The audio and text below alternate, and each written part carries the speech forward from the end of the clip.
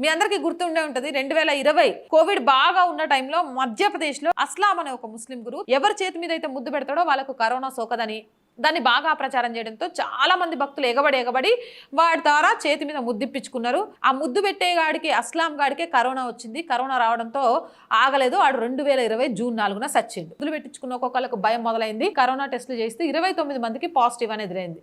అస్లాం సంఘటన తర్వాత నయాపూర్ రత్నం ప్రాంతాల్లో ఇలాంటి ముస్లిం గురువుల్ని 37 మందిని క్వారంటైన్కి పంపించారు. ఇంత ప్రమాదకరమైన సంఘటన విషయంలో కూడా సదరు వ్యక్తి ముస్లిం అన్న విషయాన్ని మీడియా యథాశక్తిగా దాచిపెట్టేసింది. ఆజ్ తక్ చేతి మీద ముద్దు పెట్టి వైద్యం చేసే బాబా కరోనాతో మృతి.